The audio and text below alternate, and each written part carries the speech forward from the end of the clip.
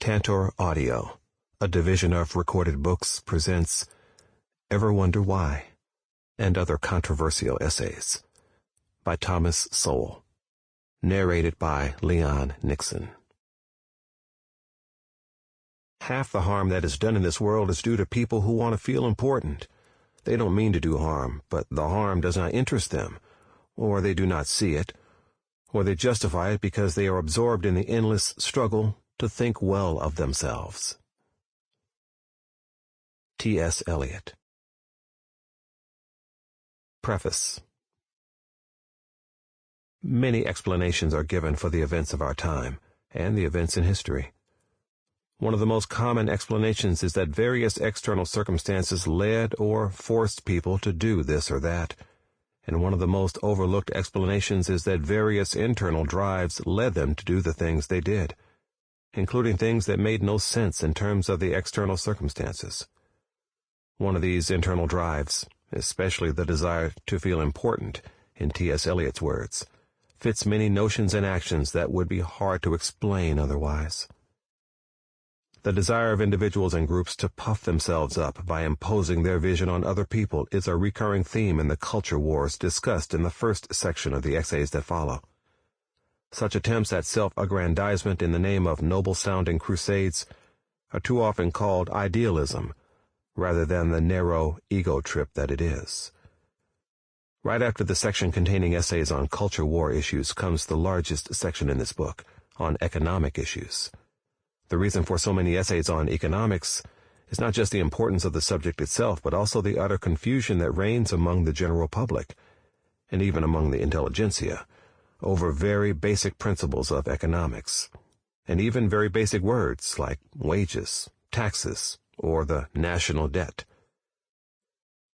The great Supreme Court Justice Oliver Wendell Holmes said that we need education in the obvious, more than exploration of the obscure.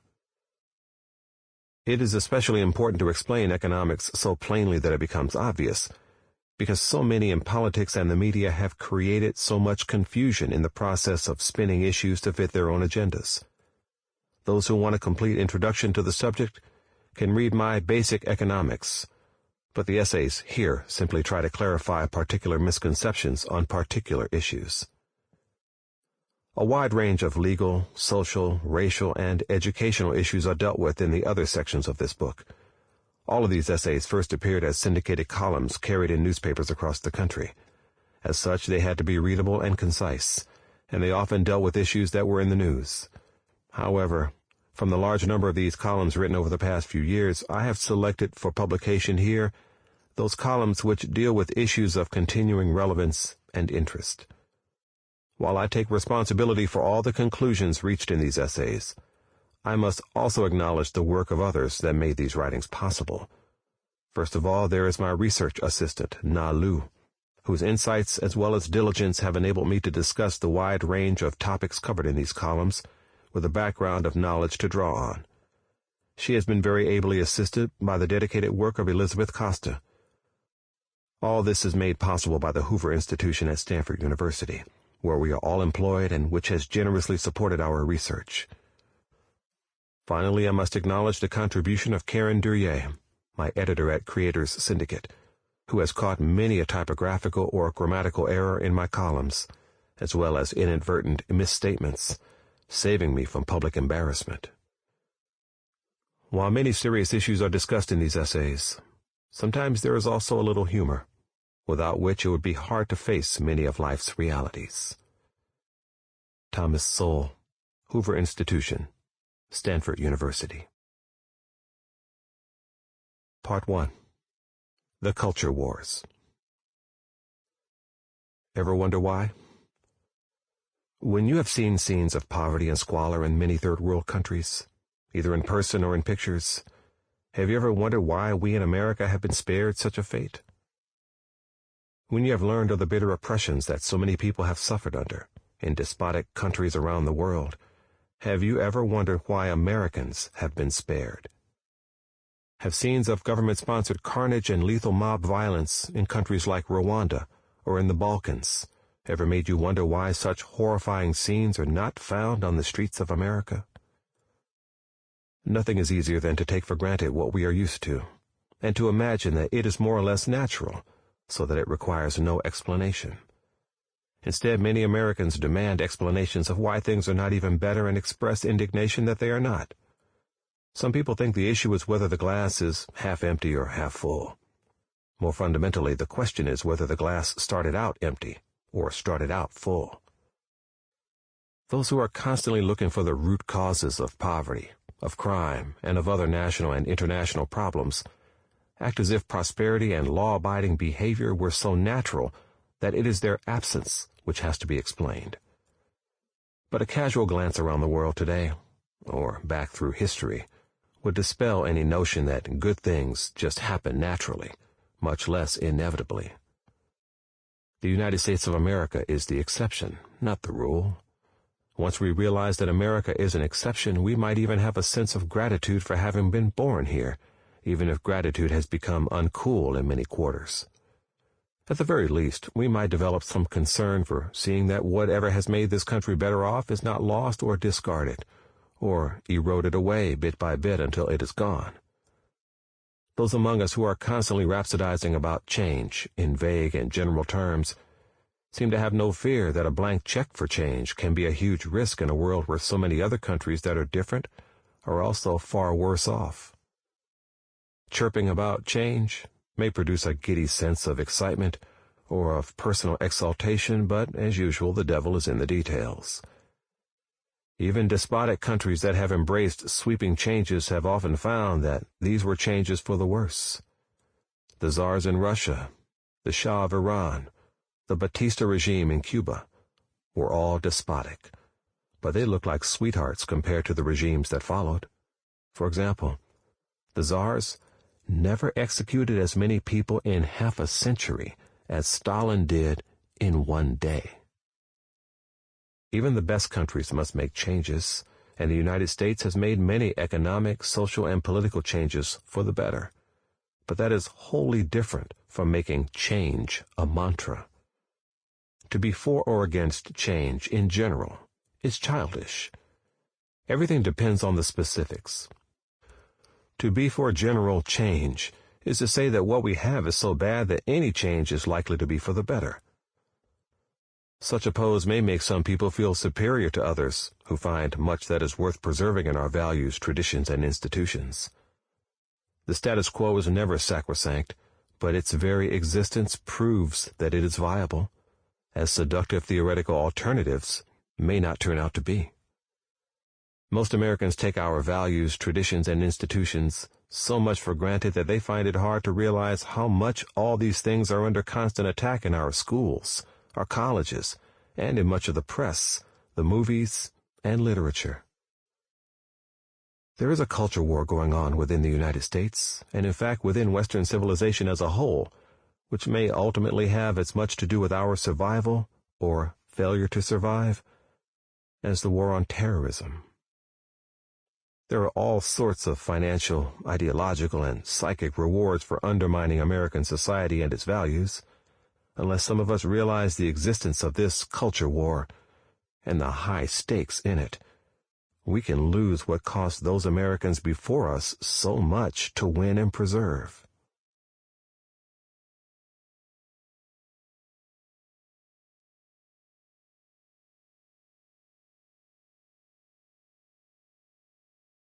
Animal rights.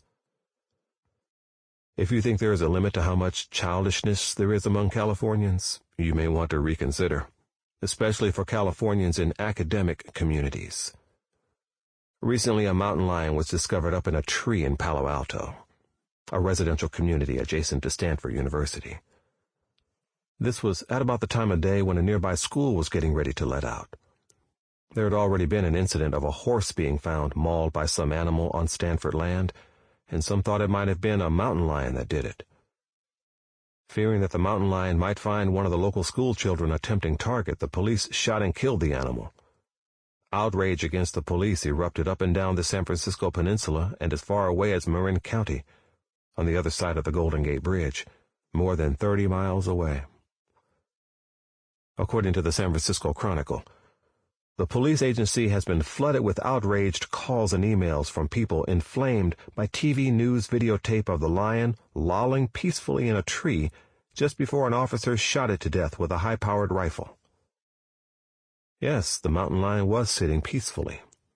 That is what cats do before they pounce, usually very swiftly. Second-guessers always have easy alternatives. One protester against the murdering of such a beautiful creature said that it easily could have been removed from the premises and relocated, and that the dirty, bloodthirsty bastards who killed it should be ashamed of themselves. The protester offered no helpful hints on how to easily remove a mountain lion from a tree, and certainly did not volunteer to demonstrate how to do it in person the next time the police found a mountain lion up a tree in a residential neighborhood. Animal rights advocates said the police could have given the mountain lion a chance by attempting to tranquilize it while it was up in the tree, and save shooting as a last resort if it turned aggressive. A makeshift shrine has been erected on the spot where the mountain lion died. Flowers, cards, and photos have been placed around it. This is an academic community where indignation is a way of life. Those engaged in moral exhibitionism have no time for mundane realities. The police, of course, have to deal with the mundane realities all the time. Not long before this episode, the police had tried to capture 3 mountain lion cubs by shooting them with tranquilizers. They missed on 2 out of 3 tries with 1 cub. What if the police had shot a tranquilizer gun at the adult mountain lion in the tree and missed? Would they have had a chance to get off a second shot at a swiftly moving target before he pounced on one of the hundreds of children that were soon to be leaving school near him? Moral exhibitionists never make allowance for the police missing, whether with tranquilizers shot at mountain lions or bullets fired at a criminal. The perpetually indignant are forever wondering why it took so many shots. It would never occur to people with academic degrees and professorships that they are both ignorant and incompetent in vast areas of human life, much less that they should keep that in mind before they vent their emotions and wax self-righteous. Degrees show that you have knowledge in some special area. Too often they embolden people to pontificate on a wide range of other subjects where they don't know what they are talking about. The fact that academics are overwhelmingly of the political left is perfectly consistent with their assumption that third parties, especially third parties like themselves, should be controlling the decisions of other people who have first-hand knowledge and experience. The cops probably haven't read Chaucer and don't know what existentialism is, but they may know what danger is. Some Palo Alto parents of small children living near where the mountain lion was killed said the police did the right thing. There are still some pockets of sanity, even in Palo Alto.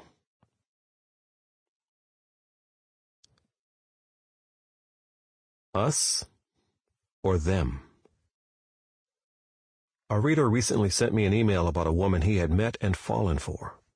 Apparently the attraction was mutual, until one fateful day the subject of the environment came up. She was absolutely opposed to any drilling for oil in Alaska, on grounds of what harm she said it would do to the environment. He argued that since oil was going to be drilled for somewhere in the world anyway, was it not better to drill where there were environmental laws to provide at least some kinds of safeguards, rather than in countries where there were none? That was the end of a beautiful relationship. Environmentalist true believers don't think in terms of trade-offs and cost-benefit analysis. There are things that are sacred to them. Trying to get them to compromise on those things would be like trying to convince a Muslim to eat pork, if it was only twice a week. Compromise and tolerance are not the hallmarks of true believers. What they believe in goes to the heart of what they are. As far as true believers are concerned, you are either one of us or one of them. The man apparently thought it was just a question of which policy would produce which results. But many issues that look on the surface like they are just about which alternative would best serve the general public are really about being one of us or one of them. And this woman was not about to become one of them. Many crusades of the political left have been misunderstood by people who do not realize that these crusades are about establishing the identity and the superiority of the crusaders. T.S. Eliot understood this more than half a century ago when he wrote, "Half the harm that is done in this world is due to people who want to feel important. They don't mean to do harm, but the harm does not interest them, or they do not see it, or they justify it because they are absorbed in the endless struggle to think well of themselves." In this case, the man thought he was asking the woman to accept a certain policy as the lesser of two evils, when in fact he was asking her to give up her sense of being one of the morally anointed. This is not unique to our times or to environmentalists. Back during the 1930s, in the years leading up to World War II, one of the fashionable self-indulgences of the left in Britain was to argue that the British should disarm as an example to others, in order to serve the interests of peace. When economist Roy Harrod asked one of his friends whether she thought that disarming Britain would cause Hitler to disarm, her reply was, "Oh, Roy, have you lost all your idealism?" In other words, it was not really about which policy would produce what results. It was about personal identification with lofty goals and kindred souls. The ostensible goal of peace was window dressing. Ultimately, it was not a question of whether arming or disarming Britain was more likely to deter Hitler. It was a question of which policy would best establish the moral superiority of the anointed and solidify their identification with one another. Peace movements are not judged by the empirical test of how often they actually produce peace, or how often their disarmament tempts an aggressor into war. It is not an empirical question. It is an article of faith and a badge of identity. Yasser Arafat was awarded the Nobel Peace Prize for peace, not for actually producing peace, but for being part of what was called the peace process in the Middle East, based on fashionable notions that were common bonds among members of what are called peace movements around the world. Meanwhile, nobody suggested awarding a Nobel Prize for peace to Ronald Reagan, just because he brought the nuclear dangers of a decades-long Cold War to an end. He did it the opposite way from how members of peace movements thought it should be done. Reagan beefed up the military and entered into an arms race that he knew would bankrupt the Soviet Union if they didn't back off, even though arms races are anathema to members of peace movements. The fact that events proved him right was no excuse, as far as members of peace movements were concerned. As far as they were concerned, he was not one of us. He was one of them.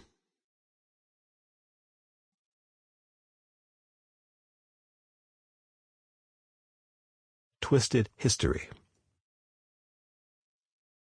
One of the reasons our children do not measure up academically to children in other countries is that so much time is spent in American classrooms twisting our history for ideological purposes. How would you feel if you were a Native American who saw the European invaders taking away your land? Is the kind of question our children are likely to be confronted with in our schools. It is a classic example of trying to look at the past with the assumptions and the ignorance of the present. One of the things we take for granted today is that it is wrong to take other people's land by force. Neither American Indians nor the European invaders believed that. Both took other people's land by force, as did Asians, Africans, Arabs, Polynesians, and others. The Indians no doubt regretted losing so many battles, but that is wholly different from saying that they thought battles were the wrong way to settle the question of who would control the land. Today's child cannot possibly put himself or herself in the mindset of Indians centuries ago, without infinitely more knowledge of history than our schools have ever taught. Nor is understanding history the purpose of such questions. The purpose is to score points against Western society. In short, propaganda has replaced education as the goal of too many educators. Schools are not the only institutions that twist history to score ideological points. Never forget that they own lots of slaves, is the huge headline across the front page of the New York Times Book Review section in its December 14, 2004 issue. Inside was an indictment of George Washington and Thomas Jefferson.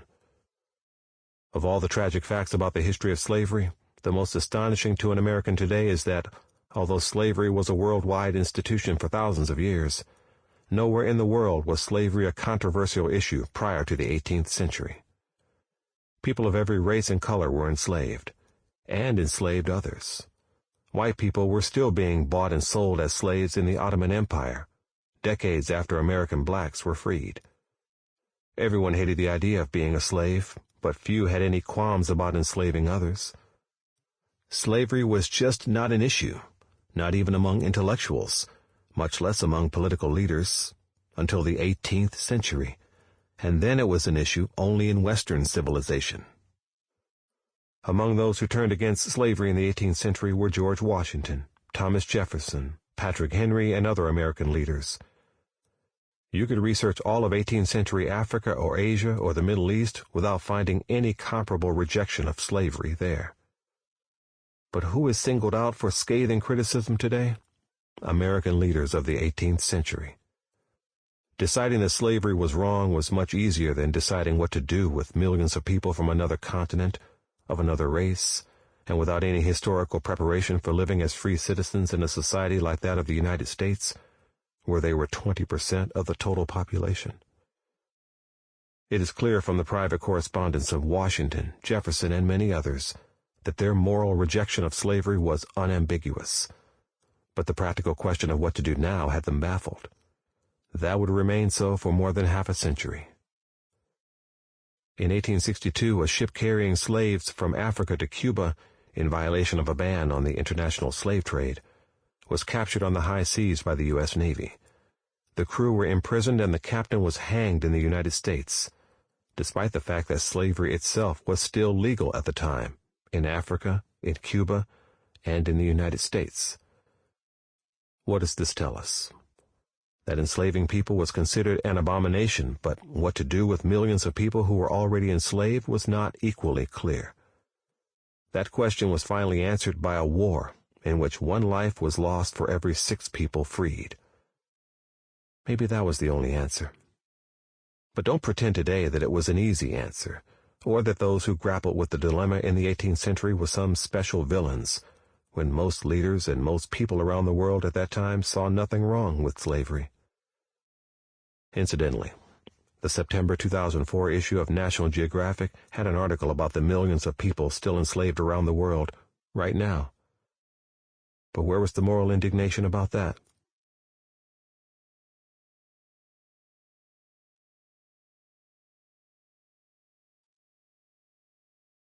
Explaining to the grandkids.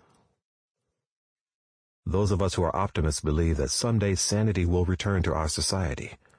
Our media, our officials, perhaps even our schools and colleges, will begin to talk sense. Those of you who are young may live to see it. But there is a downside to sanity. Once there is a whole generation raised to think, to examine evidence and use logic, you are going to be confronted with the need to explain to your grandchildren how our generation could have done the things we did. You don't want your grandkids to think that your whole generation was crazy. "Grandpa," they will say, "today we are reading in history." "History?" "Yes, Grandpa. There's a subject in school called history." "Well, we didn't have that back in my day. We had social studies, or current events, or multiculturalism, but we didn't have this thing you call history." "Well, history is about what happened in the past, Grandpa, like back when you were young." "I'll be darned." "Anyway, we learned in history today that back in your times, people who refused to work were supported by people who did work. Is that true, Grandpa?" "Well, yes. We were compassionate to the poor and the downtrodden, like the homeless and such." "Why were people homeless, Grandpa?" "They didn't have enough money to buy houses or rent apartments." "Were you homeless, Grandpa?"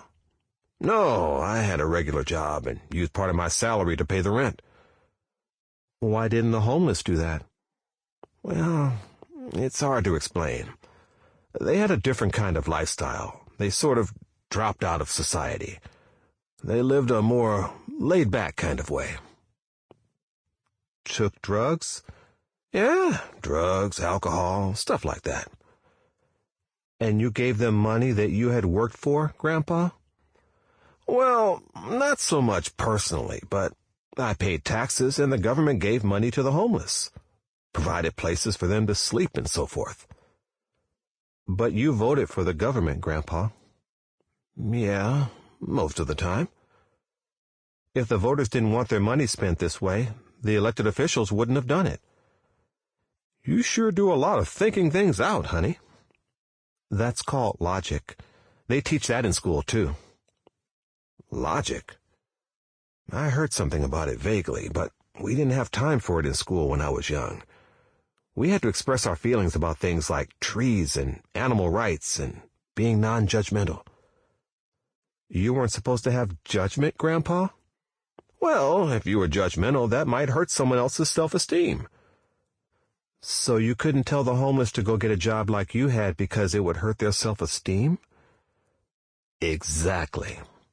It would be cultural imperialism, and that would be wrong because one culture is just as good as another. But, Grandpa, in our history class we learned that people from all over the world were trying desperately to get into the United States. Some paying to get smuggled in from Mexico or Asia, some trying to cross the Caribbean in leaky boats, and drowning. Why, yes, that happened. But if all cultures were equal, why were these people risking their lives trying to go from one culture to another? I never really thought about that, honey. Gee, they must be working you pretty hard in school to have you doing all this thinking.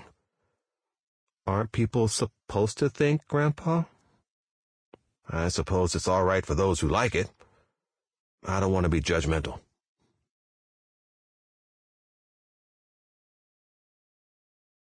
Human livestock. An old television special featured great boxing matches of the past, including a video of a match between legendary light heavyweight champion Archie Moore and a young Canadian fighter named Yvon Durrell. In that fight, each man was knocked down 4 times. Since Archie Moore was also among those serving as commentators on the program, someone asked him if he knew that this was a great boxing match while he was fighting it. Yes, he replied emphatically. At the time, he had said to himself, "This is the kind of fight that any fighter would love to be in, a knockdown, drag-out," and emerged the winner.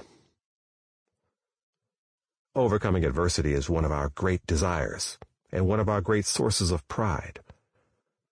But it is something that our anointed deep thinkers strive to eliminate from our lives through everything from great inflation to the welfare state. The anointed want to eliminate stress, challenge, striving, and competition. They want the necessities of life to be supplied as rights, which is to say, at the taxpayer's expense, without anyone's being forced to work for those necessities, except, of course, the taxpayers. Nothing is to be earned. Self-esteem is to be dispensed to school children as largesse from the teacher. Adults are to have their medical care and other necessities dispensed as largesse from the government. People are to be mixed and matched by race and sex and whatever else the anointed want to take into account in order to present whatever kind of picture the anointed think should be presented. This is a vision of human beings as livestock to be fed by the government and herded and tended by the anointed. All the things that make us human beings are to be removed from our lives, and we are to live as denatured creatures controlled and directed by our betters. Those things that help human beings be independent and self-reliant, whether automobiles, guns, the free market, or vouchers, provoke instant hostility from the anointed. Automobiles enable you to come and go as you wish, without so much as a "by your leave" to your betters. The very idea that other people will go where they want, live where they want, how they want, and send their children to whatever schools they choose, is galling to the anointed, for it denies the very specialness that is at the heart of their picture of themselves. Guns are completely inappropriate for the kind of sheep-like people the anointed envision, or the orderly, prepackaged world in which they are to live. When you are in mortal danger, you are supposed to dial 911, so that the police can arrive on the scene sometime later, identify your body, and file reports in triplicate. The free market is a daily assault on the vision of the anointed. Just think of all those millions of people out there, buying whatever they want, whenever they want, whether or not the anointed think it is good for them. Think of those people earning whatever incomes they happen to get from producing goods or services for other people, at prices resulting from supply and demand, with the anointed cut out of the... Sample complete. Ready to continue?